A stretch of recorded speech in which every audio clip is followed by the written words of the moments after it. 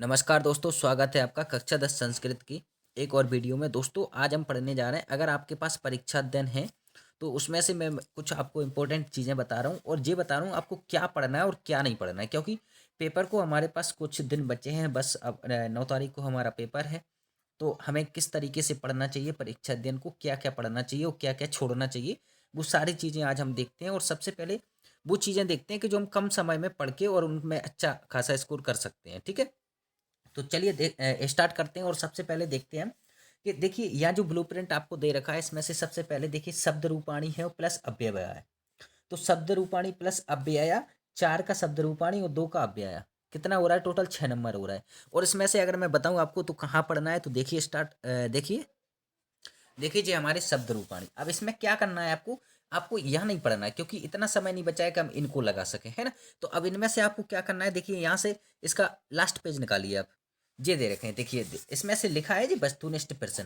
तो आपको ये पढ़ना है। क्या पढ़ना है? आपको ये चीजें पढ़नी है, उसको उसको नहीं पढ़ना है, क्योंकि यहाँ से क्वेश्चन बनते हैं ज्यादातर। ठीक है, कैसे बनते हैं? जैसे राम शब्द का षष्ठी विभक्ति का रूप क्या है। तो इस तरीके से जी अभ्यास, जो अभ्यास प्रश्न दे रखे हैं जी पढ़ लेना है आपको तरीका से। इनको पढ़ लो, इनमें से क्या है आपका लगभग आ जाएगा, है ना। जैसे कि ये दे रखे हैं, पूरे दे रखे हैं, आप इनको पढ़ लीजिए। और इनमें से देखिए ये सन दे रखी है, इनमें से रिपीटेड होते रहते हैं। तो आप, क्योंकि इतना समय नहीं है हमारे पास कि हम पूरा पढ़ें, है ना। आपको अब रिवीजन करना है और रिवीजन के पढ़ते समय आपको अभ्यास करना है ज़्यादा से ज़्यादा। अभ्यास के लिए क्या करना है आपको? जी इसमें ऑब्जेक्ट दिए हैं, इनको अच्छे से पढ़ लीजिए। जो खाली स्थान दे रखे हैं इनको अच्छे से पढ़ लीजिए, है ना। जैसे कि कभी शब्द द्वितीय विभक्ति बहुवचन का रूपा, तो कभी हो जाएगा, है ना। इस तरीके से आपको पढ़ लेना है। ठीक, कौन से बहुवचन, कौन सा वचन इसका है, ठीक है, इस तरीके से पूछ लेना है। और ये क्या होता है? ये सत्य है, आम सत्य ना, ठीक है।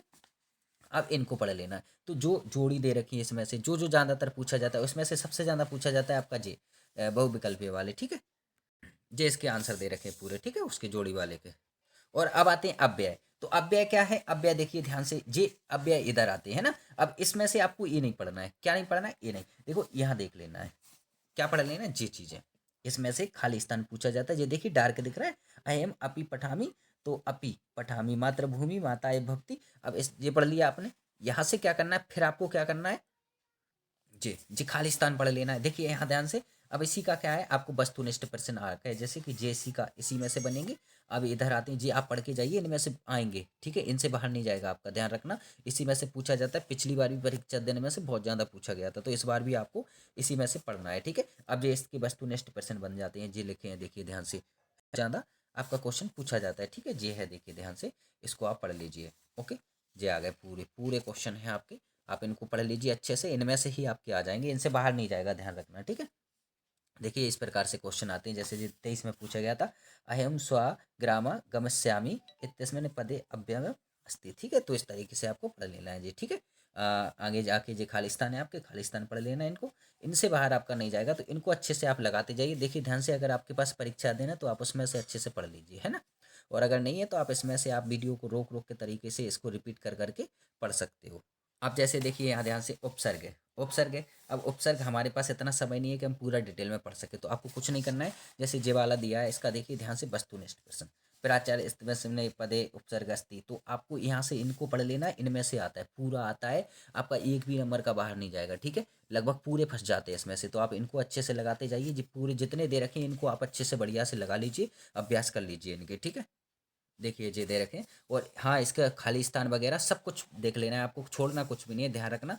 छोड़ना नहीं है बिल्कुल भी, क्योंकि छोड़ेंगे हम फिर हमारे बाहर जा सकते हैं, ठीक है। तो आपको पूरा माय खाली स्थान सत्य सत्य आम नाम जो भी है सब कुछ पढ़ लेना है, जोड़ी वगैरह सब कुछ पढ़ लेना है। अब आते हैं हमारे कारक। तो कारक आपको देखिए ध्यान से, जो कारक है, कारक में से आपको क्या करना है, इनको नहीं पढ़ना है कुछ भी, है ना।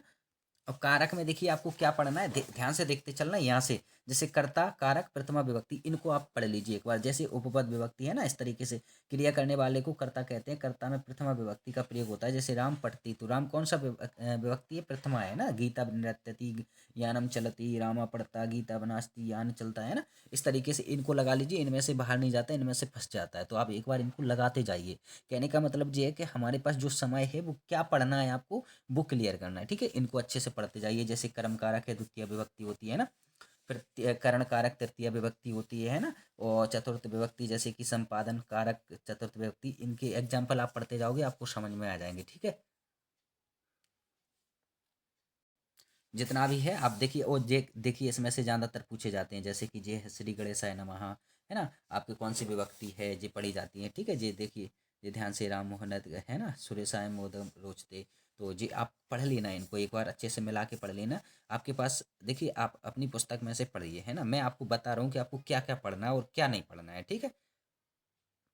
अब आते हैं हमारे संस्कृत में, जैसे कि अशुद्धि संशोधन प्रकरण जब पूछे जाते हैं, बहुत पूछे जाते हैं। तो इनको आपको क्या करना है, जो आपकी सीरीज में दे रखे हैं उनको आप अच्छे से पढ़ लीजिएगा, ठीक है। यहाँ देखिए अशुद्ध दे रखा है, जी शुद्ध दे रखा है, तो आप इनको एक बार अच्छे से पढ़ते जाओगे, ध्यान में बना रहेगा।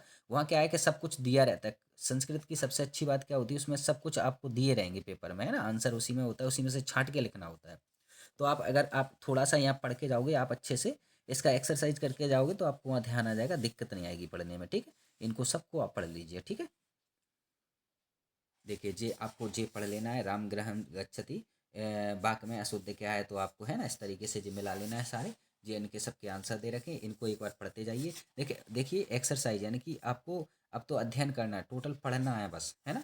पढ़ना है, अच्छे से पढ़ते रहिए, और नया कुछ मत पढ़िए बस, ठीक है। ये देखिए, ये लिंग लकार वगैरह में से हैं, तो इसमें से जो विभक्ति हैं, विभक्तियाँ आप इनका एक्सरसाइज कर लीजिए, बस एक्सरसाइज जो दे रखी है आपकी इधर, इसको पढ़ लीजिए। वस्तुनिष्ठ प्रश्न है जी, पूरे आप इनमें से पढ़ लीजिए, ये आपके बाहर नहीं जाएंगे, ठीक है।